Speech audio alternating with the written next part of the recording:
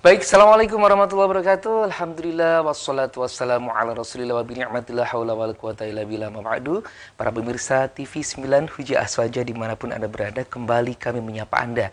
Seperti biasa, setiap hari Senin pukul 16.30 sampai dengan selesai di Hujah Aswaja bareng saya Ari Prastio. Hari ini bertepatan dengan 14 Agustus 2023, di mana bulan Agustus ini kita kenal dengan bulan-bulan atau hari-hari kemerdekaan. Nah, untuk mengisi acara-acara kemerdekaan tersebut banyak di antara kita dengan cara melaksanakan atau mengadakan perlombaan-perlombaan dan sebagainya. Oleh karena itu, tema kita pada sore hari ini yakni tentang awas judi di lomba Agustusan. Nah, perbincangan kita kali ini ditemani dengan narasumber kita yang luar biasa, Ustadz Abdul Wahid Al-Faizin, tim Aswaja NU Center, PWNU Jawa Timur, dan beliau juga kebetulan sudah hadir bersama kita. Assalamualaikum Ustaz. Waalaikumsalam warahmatullahi wabarakatuh. Alhamdulillah. Sehat ya? Alhamdulillah. Kelihatan dari cahaya wajahnya Ustaz. Kan ada cahayanya. Kegiatannya masih tetap dari pesantren ini Ustaz. Ya, baru dari sana. Baru Masya Allah. Lancar Ustaz? Alhamdulillah. Zigzag ya? Iya.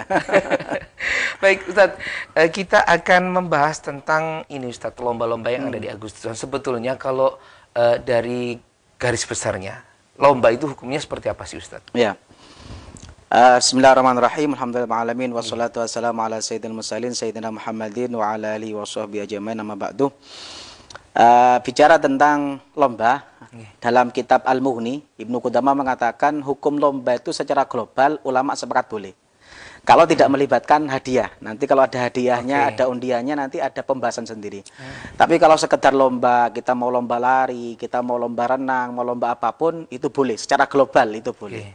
Itu kata Ibnu Qudamah dalam kitabnya Al-Mughni. Dan itu beliau mengatakan umat Islam sepakat atas bolehnya lomba secara global. Bahkan Rasulullah SAW sendiri itu sering lomba.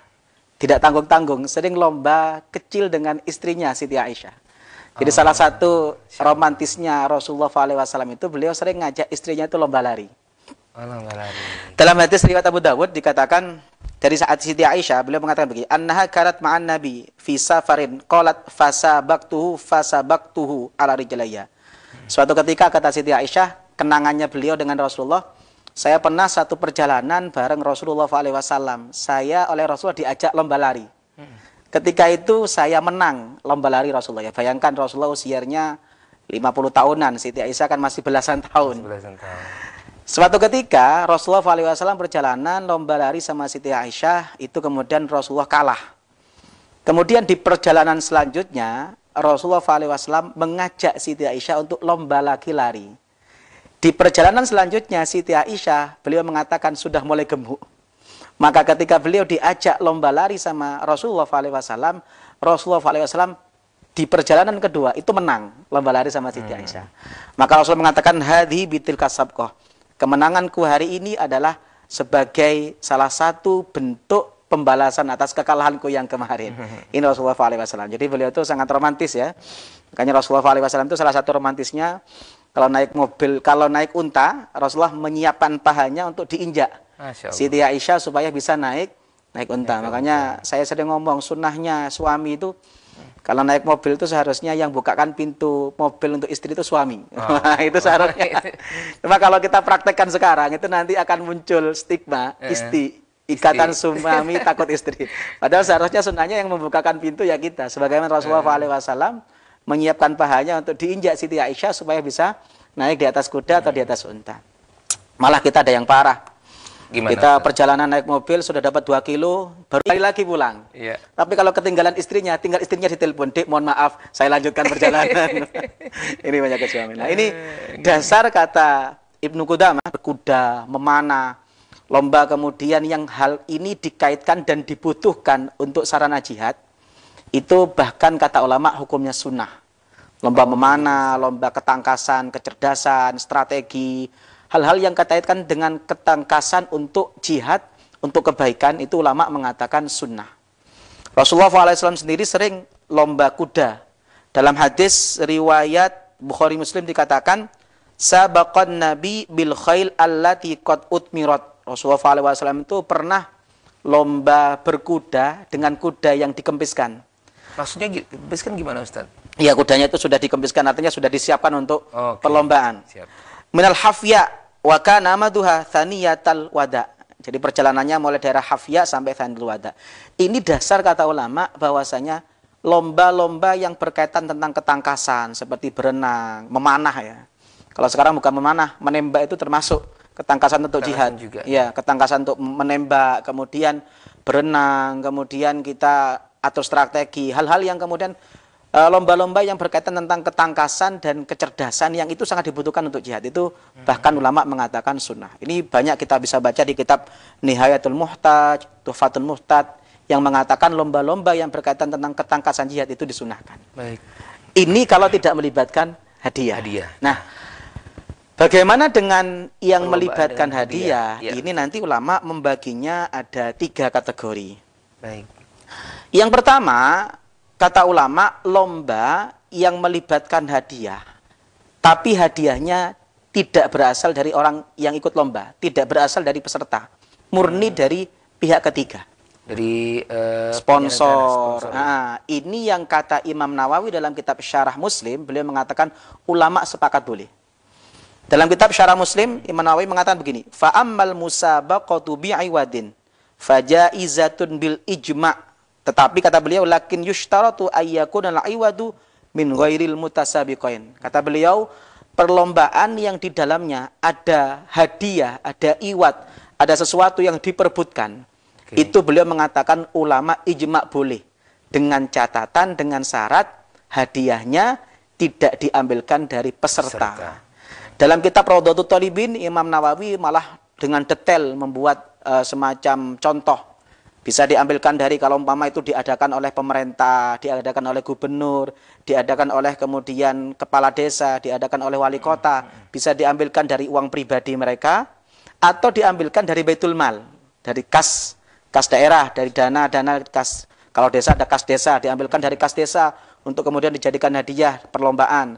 Kemudian dari wali kota ngambil kas Surabaya, kas daerah yang kemudian dari APBD ya, dari dana APBD itu diperkenankan. Bahkan itu malah ulama sepakat boleh. Atau dari sponsor. Jadi mama ada perlombaan, lomba jalan sehat, ada lomba goes, ada kemudian lomba apapun itu. Hadiahnya diambilkan dari dana murni, dana gubernur, sponsor, atau dana dari kas daerah, kas desa. Ini kata Imam Nawawi diperkenankan. Karena bukan berasal dari peserta. Hadiahnya murni dari pihak ketiga. Ini yang ulama sepakat boleh kata Imam Nawawi. Nah, ada yang tipe kedua. Tipe kedua itu hadiah berasal dari salah satu peserta. Contoh saya sama Mas Hadi. Saya ngomong sama Mas Hadi, Mas, saya punya uang 200.000. Ayo lomba lari. Kalau sampean menang, uang 200.000 ini saya kasihkan ke sampean. Tapi kalau Anda kalah, Anda tidak usah bayar. Jadi murni uangnya itu berasal dari saya. Saya punya uang 200.000, ngajak Mas Hadi kemudian untuk lomba lari. Kalau menang, siapapun menang, kalau berarti saya menang, uangnya kembali ke saya. Kalau Mas Hadi menang, maka uangnya punya Mas Hadi. Tapi Mas Hadi tidak ikut membayar. Sehingga andekan menang dapat, andekan kalah tidak rugi. Ini yang ulama mayoritas boleh. Kalau yang seperti itu boleh tadi Ustadz ya. Yang pertama sama yang kedua. Yang kedua. Ustadz, kita kali ini memperbincangkan tentang awas judi di lomba Agustusan. Ustadz, ini teman-teman yang baru bergabung mungkin masih belum belum mengikuti Ustadz. Bisa direview sebentar lomba yang 2 tadi yang diperbolehkan di antaranya yang pertama dan kedua Ustadz. Jadi saya ulangi, lomba secara umum kata Ibnu Qudamah dalam Al-Muni sepakat boleh. Bahkan untuk lomba-lomba yang berkaitan tentang ketangkasan yang dibutuhkan jihad, ulama mengatakan sunnah. Tapi lomba yang melibatkan hadiah, maka ada 3. Tipe yang pertama, hadiah berasal dari selain peserta. Dari dana ketiga, mulai dari dana pemerintah, dari kas daerah, kas desa, dari donatur, atau dari sponsor. Ini ulama, kata Imam Nawawi, sepakat boleh. Tipe yang kedua, hadiah berasal dari salah satu peserta. Salah satu peserta menyiapkan hadiah, peserta yang lain tidak menyiapkan hadiah, kalau dia menang dia dapat hadiah, kalau dia kalah tidak rugi apa-apa. Ini mayoritas ulama boleh. Meskipun ada yang mengharamkan. Nah, ada juga yang mengharamkan. Ada mazhab Maliki. Kalau dalam kitab itu yang menghalalkan itu Hanafi, Syafi'i, Hambali. Nah, tipe yang ketiga, ini yang hati-hati. Tipe yang ketiga, perlombaan. Yang perlombaan ini hadiah berasal dari masing-masing peserta untuk diperbutkan. Saya sama Mas Adi sepakat. Ayo, Mas Adi punya uang berapa? 100.000 Ustaz. Saya punya uang 100.000. Ya sudah, kita kumpulkan uang 100.000 ini. Ada 200. Ayo kita lomba lari. Nah, ketika nanti menang, siapa yang menang, dia dapat 200.000 ini. Ini yang kata Ibnu Hajar al-Asqalani dan ulama mengatakan, ini ulama ittifaq. Bukan bahasanya, bukan ijma ya. Ulama ittifaq ini adalah haram. Karena termasuk judi. Dalam kitab Fathul Bari katakan begini. Wa kadza idza kana ma'ahu mathalithun muhallilun bi syarti alla yukhrija min 'indi syai'an liyakhrujal 'aqdu an suratil qimar wa huwa ay yukhrija kullun minhuma sabqan faman ghalaba akhadha sabqain fattafaqu 'ala man'i. Jadi ulama sepakat dilarang kalau ada perlombaan yang ada hadiahnya. Di mana hadiahnya? Berasal dari peserta. Saya sama Mas Adi sama-sama bayar. Atau ada lomba yang namanya gerak jalan. Diambilkan dari mana hadiahnya? Diambilkan dari kupon yang dibeli oleh peserta. Jadi peserta yang membeli kupon terkumpul jadi satu, kemudian hadiahnya dijadikan, uangnya dijadikan hadiah yang diperebutkan. Ini ulama ittifaq sepakat haram, dilarang, kecuali ada muhallil. Maksudnya gimana? Apa muhallil itu? Begini muhallil itu. Saya sama Sadi, 2 orang. Kemudian ada uang 100. Mas Sadi sama saya ngumpulkan uang 200. Ketika uang 200 ini kemudian dikumpulkan, saya sama Sadi ngomong, ayo kita lomba. Kalau kita yang menang, siapa yang menang dia dapat. Ini tidak boleh. Kecuali ada muhallil. Siapa muhallil? Saya panggil orang satu lagi. Saya panggil orang satu lagi, yang orang satu ini punya kemampuan sama Sadi. Artinya potensi menangnya sama dengan saya, sama dengan Mas Hadi. Dan orang yang ketiga ini tidak ikut bayar. Lah orang yang ketiga ini namanya muhallil. Ketika dia masuk, maka kemudian jadi boleh. Jadi boleh. Jadi asalnya 2 orang sama-sama bayar 100.000 supaya halal harus ada muhallil. Panggil 1 orang yang punya potensi menang sama dengan kita berdua dan dia tidak ikut bayar, tapi kalau dia menang dia bisa berhak dapat uang 200.000 yang dikumpulkan. Ini namanya muhallil. Itu tidak apa-apa Ustaz. Tidak masalah kalau seperti itu. Lomba ini tidak apa-apa. Betul. Bahkan kata Imam Nawawi dalam kitab Rawdatul Thalibin diperkenankan meskipun pesertanya 100, muhallilnya cuma 1. Jadi ada orang 100 yang kemudian orang 100 ini sama-sama membayar uang 100.000. Dari uang 100.000 ini terkumpul berarti uang 100 kali 100 ada sekitar berapa? 1 juta. 1 juta, 10 juta ya. 10 juta kan ada 100 gitu. Supaya halal, ambil 1 orang muhallil, 1 orang yang tidak ikut bayar. Tapi dia potensinya sama. Artinya potensi sama, ya kecepatannya ya imbang lah. Punya kemampuan. Punya kemampuan dan potensi yang sama. Beda dengan begini, ambil 100 cari anak kecil yang dipastikan kalah. Ini tidak boleh. Jadi harus ada 1 orang muhallil yang punya mukafi kalau dalam bahasa fikih, seorang muhallil yang mukafi yang punya keseimbangan, punya kemampuan yang sama dan punya potensi menang yang sama, dimasukkan 1, dia tidak ikut membayar, tapi dia kalau menang berhak mendapatkan hadiah yang sudah dikumpulkan. Ini yang diperkenankan. Nah, ini kenapa ada beberapa lomba Agustusan itu yang perlu kita sedikit rubah. Contoh, ada warga ditarik uang 50.000, 100.000. Dari uang 500.000, 100.000 ini umpama 10.000-nya dialokasikan jadi hadiah. Kemudian hadiahnya diperebutkan di antar warga dalam perlombaan Agustusan. Ini bisa mengarah kepada judi karena masing-masing anggota membayar dan kemudian masing-masing anggota yang membayar ini memperebutkan hadiah, yang hadiah ini bisa dia kalah, bisa dia menang. Ini yang termasuk judi. Solusinya bagaimana? Solusinya ada 3. 1, uang hadiah jangan dari peserta. Jadi contoh, di desa kan ada kas desa. Ada kas desa. 1, Maka alokasikan kas desa itu untuk hadiah. Hadiahnya berapa sih? Hadiahnya ini. Ya sudah, uang kas desa salah satunya dialokasikan untuk hadiah yang diperebutkan. Lah warga bayar, tidak masalah. Karena pembayaran warga jangan dijadikan hadiah. Jadi apa? Untuk operasional, beli peralatan lomba, atau nanti ada makan-makan bersama, tasyakuran malam hari malam HUT RI, dia kemudian tasyakuran, dibuat untuk makan bareng, tidak masalah. Intinya satu yang harus dijaga, jangan sampai hadiah diambilkan dari peserta. Jadi ambilkan saja dana desa, ambil dana desa. Kalau dari gubernur, ambil dana dari kas daerah. Yang kedua, cari sponsor. Contoh, cari donatur di desa itu. Siapa orang-orang kaya yang nggak usah ikut lomba. Dimintai, Pak, ini kita desa butuh ini. Ya sudah, nanti hadiahnya dari beliau. Dikumpulkan, ada orang kaya berapa? 10. Ya sudah, 100 ribu, ada uang 1 juta. Ini yang dialokasikan untuk hadiah, beliau tidak ikut. Nanti iuran warga yang lain, itu digunakan operasional. Intinya harus dihindari, hadiah itu dari peserta yang diperebutkan. Atau solusi terakhir, ada muhalil. Contoh muhalilnya kalau di desa, ya sudah, dari sekian warga, mungkin ada warga miskin. Yang miskin-miskin tidak usah ditarik, tapi dia ikut lomba, dan dia punya peluang yang sama untuk menang. Baik. Paham ya? Jadi warga ada berapa? Ada 100 warga. Mungkin yang miskin ada 10. Ya sudah.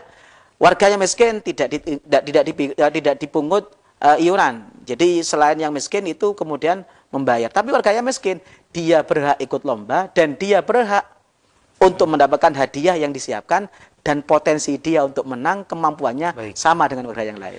Baik Ustadz, begitu ini Ustadz detailnya ya, ilmu fikih Islam itu ya Ustadz. Sampai semacam itu sudah diatur juga dan sudah disepakati bersama. Pemirsa pasti pernah mengikuti bahkan ya, karena lomba-lomba itu ada di sekitar kita. Bahkan lomba yang dulu sering kita ikuti di waktu kecil, itu kadang-kadang juga ada bermakna judinya Ustadz ya. Betul. Dan sekarang juga lagi marak Ustadz, SMS berhadiah, kupon berhadiah. Nah yang seperti itu nih Ustadz, monggo dijelaskan seperti apa sebetulnya. Jadi memang Al-Quran itu unik ya. Jadi Al-Quran itu mengatakan yas'alunaka 'anil khamri wal maisir, qul fihima ithmun kabir, dan seterusnya. Bahkan ada dua yang disebutkan bersamaan itu. Innama yuridu syaitanu ayyuqi'a bainakumul adawata wal baghdha'a fil khamri wal maisir. Setan itu selalu alat yang digunakan untuk menimbulkan kebencian, menimbulkan pertikaian, konflik. Itu dua. Satu, khamr, dan maisir, judi. Makanya biasanya kriminalitas itu tidak lepas-lepas dari ini. Judi sama khamr itu dua hal yang tidak bisa dipisahkan. Orang yang kemudian judi kalah larinya ke khamr, orang yang suka khamr pasti juga larinya ke judi. Dua hal itu makanya di Al-Quran disebutkan berduaan. Dan itu sebenarnya permainan-permainan judi itu sebenarnya sudah mendarah daging mulai kita kecil. Contoh paling konkret, kita mungkin dulu pernah main kelereng ya. Kelereng itu sebenarnya kalau kita lihat ya juga judi. Mas Adi punya kelereng 10, saya punya kelereng 10. Kita taruh di depan. Nanti mana yang menang ketika kita main kelereng, dia akan mendapatkan 20 itu. Secara tidak sengaja praktek judi Betul. juga Ustadz ya. Makanya kenapa kok judi itu sekarang mendarah daging di Indonesia? Karena memang itu permainan kita mulai kecil. Mulai kecil. Makanya sekarang itu gampang orang-orang yang kemudian, kalau sekarang kan mungkin togel dan macam-macam itu kan judi semua. Ada yang main karet. Main karet itu ya biasanya kalau waktu kecil itu Mas Adi main karet, saya main karet, punya karet 10-10. Itu gabung nanti main, yang menang dapat karet. Dan itu waktu kecil bisa dijual antar teman. Jadi yang suka menang kelereng itu bisa satu toples. Itu bisa dijual. Itu kan judi. Artinya kita kemudian punya harta yang kemudian dipertaruhkan dengan permainan kita. Nah, kemudian termasuk judi, kalau mungkin jenengan ingat dulu ada apa ya? Telur cicak kalau di bahasa saya tuh. Ada penjualan, itu ada telur cicak, ada nomornya. Ada nomor-nomornya. Di atasnya ada hadiah. Ada hadiahnya. Itu judi. Pertanyaan saya, ketika saya beli itu mama harga 1.000 ya. Saya beli itu karena saya senang dengan telur cicaknya, atau saya ngincer hadiahnya? Pasti jawabannya ngincer hadiahnya. Kenapa? Karena saya beli itu sebenarnya yang diincer itu nomornya. Ini yang namanya judi. Kata ulama, judi itu apa? Ada pihak yang untung, ada pihak yang buntung. Untung dan buntungnya dikaitkan dengan sesuatu yang tidak pasti. Saya ketika kemudian beli telur cicak, ada teman saya 10. Beli telur cicak itu, kemudian dapat nomornya kemudian pas dengan hadiah utama. Kira-kira sisanya laku enggak? Enggak laku karena hadiah utama sudah habis dengan kita. Maka penjual akan rugi, buntung. Sebaliknya saya sama teman saya, kok nggak tepak-tepak? Sudah beli sampai 10 kemudian nggak tepak-tepak. Yang untung siapa? Penjualnya. Karena hadiah utama masih belum laku. Saya yang kemudian rugi. Ini juga judi. Nah, termasuk juga kalau kita ke mall, ada yang capitan itu. Loh, itu sekarang bukan hanya di mall, di desa-desa sudah banyak itu. Saya membayar 10.000. Kira-kira saya membayar 10.000 itu apa? Untuk mempertaruhkan ketika saya ada mainan capitan itu. Ketika 10.000 itu saya kemudian tepat nyapit hadiah yang besar. Nilainya 500, boneka 500.000. Maka saya untung. Pemilik buntung karena cuma dapat 10.000, kehilangan 500.000. Saya untung karena saya bayar 10.000 dapat 500.000. Untung dan buntungnya dikaitkan dengan sesuatu yang nggak pasti. Ini masuk judi. Paham gitu? Nah, termasuk SMS berhadiah. SMS berhadiah itu ketikrek spasi kirim ke ketikrek spasi Mas Adi, kirim ke nomor sekian-sekian. Di mana judinya? Begini. SMS itu tarifnya berapa? Per kali SMS. 2.000 dulu, Ustaz. Sekarang nggak sampai. Kalau yang normal tanpa ini 500 ya. Nggak sampai 30 itu nggak sampai 100 mungkin. 50-100 lah. SMS kalau saya SMS ke Mas Adi bukan ikut ketikrek SMS berhadiah itu mungkin harganya 50 sampai 100. Oke, kalau ya. Dari 50 sampai 100 ketika saya ikut SMS berhadiah tarifnya berapa? Itu tadi 2.000. 2.000. Artinya harga 50 atau 100 menjadi harga 1.000. Kenapa saya kok ikut yang pakai tarif 2.000 padahal harganya cuma 50? Karena saya kemudian ingin hadiah yang diperebutkan. Jadi hadiah penyelenggara itu kemudian bayangkan ada orang 1 juta yang kirim SMS, per orang 2.000. Sudah berapa itu? Umpama ambil selisihnya sekitar 1.900, berarti kan uang yang terkumpul kalau 1 juta orang yang kemudian ngirim SMS itu sekitar 1,9 M. Hadiahnya cuma 1 mobil, 2 mobil diperebutkan. Dari mana hadiah mobil ini? Diambil dari selisih harga dari SMS yang kemudian asalnya 50 menjadi 2.000. Paham nggih? Nah, beda dengan begini. Saya beli sesuatu, saya nggak nyebutkan toko ya. Saya butuh elektronik. Saya datang ke toko itu tidak cari hadiah. Saya butuh elektronik. Tapi ketika saya beli elektronik dikasih kupon. Yang kupon ini saya bisa ikut, bisa ndak ikut karena pembelian tertentu itu kemudian dapat kupon. Ini oleh ulama diperkenankan. Kenapa? Karena hadiahnya diambilkan dari dana perusahaan dan ini kemudian ketika saya beli itu tidak ada ighra, saya tidak ingin hadiahnya. Saya memang butuh barangnya. Saya butuh barangnya, oleh penjual dikasih yang namanya kupon untuk diperebutkan. Beda dengan telur cicak tadi. Saya telur cicak itu memang sengaja. Andai kan saya tidak ada nomornya, kira-kira mau enggak saya bayar 1.000 untuk telur cicak yang kadang-kadang setelah saya beli, saya buang. Nah, itu namanya judi. Karena ketika saya bayar 1.000 itu sebenarnya bukan telur cicaknya, tapi nomor yang dibalik telur cicak itu yang kemudian saya incar supaya saya dapat hadiah utama. Beda dengan yang tadi kan, saya beli barang karena saya butuh. Ketika barang ini saya butuh, kemudian dikasih kupon. Saya boleh ikut, boleh tidak ikut. Tidak ada kaitannya dengan saya beli atau enggak. Karena saya belinya bukan karena hadiah itu, karena saya butuh. Ini yang kata ulama dalam kitab Al-Maisir wal Qimar, Haqiqatuh Basuratu Al-Mu'asirah, ulama memperbolehkan. Baik. Ustadz, solusinya jika tadi barusan teman-teman atau dulur-dulur yang ada di rumah ini nonton siarannya Ustadz, terus beliau ini sudah terlanjur mendaftar atau mengikuti lomba-lomba yang ada di kampung-kampung dengan sesuatu yang tidak diperbolehkan tadi Ustadz. Bagaimana Ustadz nih? Kata ulama begini, cara taubat dari kalau kita belum, maka ya dihindari. Belum ikut lomba ya sudah dihindari. Kalau sudah terlanjur, sudah bayar lah, sudah bayar, maka cara untuk taubat dari harta yang haram itu kata ulama ada 3. Bagaimana Ustaz? Ini banyak, bukan hanya ini nanti. Cara taubat dari haram itu contoh, yang haram itu contoh begini, haknya orang lain itu begini. Biasanya perokok itu biasanya senangnya keluar rumah hanya bawa rokok, tidak bawa korek api. Pulangnya di kantongnya ada 3 korek api.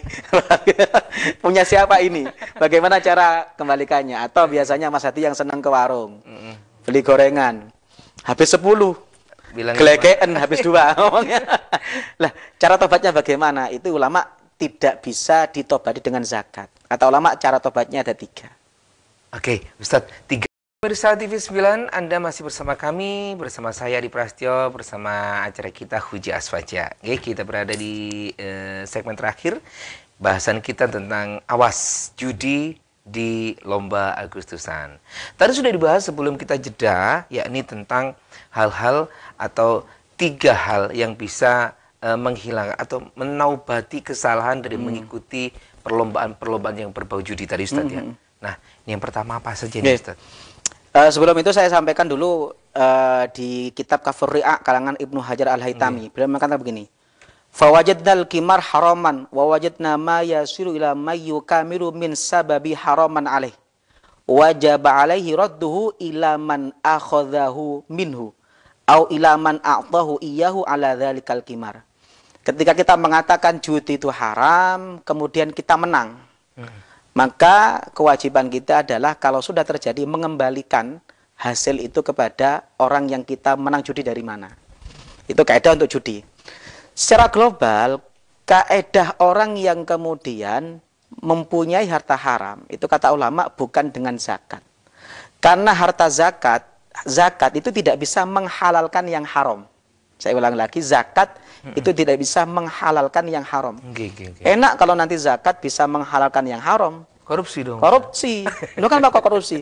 Enggak apa-apa wong saya zakati. Enggak usah 2,5%, 10% enggak masalah, enggak bisa. Astagfirullahaladzim. Jadi harta haram itu kata ulama wajib dikembalikan kepada orang yang punya. Jadi harta haram enggak bisa orang yang kemudian korupsi kemudian jadi halal gara-gara umroh, enggak bisa. Salah satu cara agar supaya kita kemudian harta yang haram itu kemudian bisa halal dikembalikan kepada yang punya. Maka kata ulama kondisinya ada 3. 1, kalau orang yang kemudian hartanya itu kita tahu, kita judi dengan siapa? Saya dengan Mas Adi sama-sama nomboi.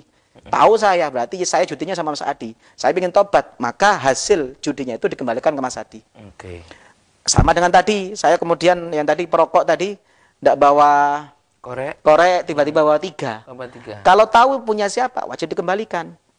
Atau yang tadi makan gorengan, habis 10 gelegeen ngomong habis 2. Itu kita harus tahu, kalau pemilik tokonya masih ada, pemilik warungnya ada, kita hitung. Berapa kali kita makan di situ, 10 ngomong 2, itu kita hitung, kita kembalikan kepada beliau. Berarti disebut juga hutang piutang, Ustaz? Iya, hampir sama. Jadi dianggap itu adalah, bukan hutang piutang, itu adalah hartanya beliau yang harus kita kembalikan. Berarti kita menghutangnya. Iya, kita bukan meminjam ya, namanya kalau dalam bab ini menggasap ya, mengambil dengan cara zalim. Menjadi dengan zalim ya kita harus kembalikan. Kalau tidak ada orangnya, tapi ada ahli warisnya. Oh, orangnya meninggal, ahli warisnya ada. Maka kita berikan kepada ahli warisnya. Lah masalahnya sekarang yang ketiga, cari orangnya nggak ketemu. Kemudian ahli warisnya juga nggak ketemu. Contoh kasus judi togel. Siapa bandarnya? Siapa yang kalah? Kita judi yang kemudian pesertanya banyak. Mau mengembalikan ke siapa? Kita nggak tahu. 1. Nomor 2. Contoh kayak tadi, korek api. Moro-moro di kantong kita ada 3. Kita nggak tahu ini korek apinya punya siapa. Gitu. Kemudian kayak tadi, contoh warung. Pemilik warungnya sudah nggak ada. Tuh warungnya sudah tutup. Orangnya kemana saya nggak tahu. Ahli warisnya nggak tahu. Maka kata ulama, yang ketiga adalah harta yang sama kita sedekahkan atas nama beliau. Oh, begitu. Jadi berapa total yang kemudian hasil judinya, berapa kemudian hasil kita ngambil haknya orang gosapnya tadi, maka harta yang sama itu kita sedekahkan atas nama beliau. Kenapa kata ulama? Karena nanti haknya orang ini kalau kita ambil, maka akan dituntut kelak di akhirat. Lah sebagai ganti tuntutan itu kita sedekah atas nama beliau dengan harapan kita punya haknya orang di kita 1 juta, kita sedekah sebanyak 1 juta atas nama beliau, berarti kan nanti impas. Makanya orang yang paling selamat di hari kiamat, ingat, sholat dan puasa kita banyak, kalau penuntutnya banyak, ini bahaya. Aduh, ya Allah, makanya hati-hati dengan dosa sesama manusia, main WA, main Facebook, kemudian nyaci orang, buat fitnah, buat berita hoax, kemudian menyakiti hati sesama.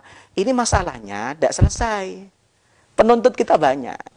Mas Adi dituntut 1 orang di pengadilan. Itu Masya Allah, kita akan kerepotan. Apalagi yang nuntut 10. Perbanyak uang kita kalau yang nuntut banyak. Habis. Itulah yang kata Rasulullah SAW, ada orang yang di hari kiamat puasanya banyak, sholatnya banyak, sodakonya banyak, tapi penuntutnya juga banyak. Allah Maha Adil. Penuntut-penuntut ini oleh Allah nanti akan diberikan hak untuk menuntut apa yang kezoliman yang dia alami. Nah, makanya kemudian puasanya diambil, ininya diambil sampai dia kemudian habis, masih kurang. Maka dosanya orang yang dizolimi diberikan kepada dia, yang asalnya dia harusnya masuk surga, dia bangkrut, akhirnya masuk neraka. Ya Allah, makanya ini yang harus kita hati-hati, masalah-masalah hal-hal yang kezoliman, terutama harta-harta haram ini yang harus kita lebih hati-hati. Baik Ustadz, sebetulnya saya pengen banyak tanya-tanya tentang perlombaan ini Ustadz, kan tapi kita terbatas oleh waktu Ustadz. Jadi ya gimana lagi? Mungkin bisa disimpulkan Ustadz dari perbincangan kita tentang judi di lomba Agustusan ini Ustadz. Sebenarnya kesimpulannya satu, semuanya harus kita ilmoni. Tidak semua yang kita praktekkan bertahun-tahun itu kemudian aman secara fikih. Maka perlu kita ilmoni. Ada hal-hal yang kemudian perlu kita luruskan. Termasuk dulu kita bahas zakat, kepanitiaan. Termasuk kita pernah bahas kepanitiaan dalam kurban. Termasuk sekarang perlombaan Agustusan. Lombanya tidak masalah. Ayo kita luruskan caranya bagaimana seperti tadi. Karena bisa jadi sama-sama ada hadiah, tapi bisa haram, bisa halal. Tergantung hadiahnya dari siapa. Lah dengan ilmu ini, kita kemudian bisa apa yang kita lakukan selama ini, kalau memang salah, ya sudah. Ayo kita rubah caranya supaya menjadi diperkenankan secara fikih. Itu yang mungkin kesimpulan dari saya. Nah, ini dulu Nahdien yang tadi belum sempat nonton perbincangan kita tentang hadiah-hadiah atau perlombaan yang diperbolehkan, bisa nonton di channel YouTube kita TV 9 Nusantara. Baik, saya Adi Prasetyo mewakili kerabat kerja yang bertugas mengaturkan terima kasih. Ustadz Faizil Mantur Semanun, rawuhipun, dan mohon maaf tadi sedikit agak ini ya sayanya. Baik, sekali lagi insya Allah kapan-kapan Senin depan kita akan berjumpa lagi dengan tema yang berbeda. Saya Adi Prasetyo, wallahul muwaffiq. Assalamualaikum warahmatullahi wabarakatuh. Salam cinta untuk semuanya.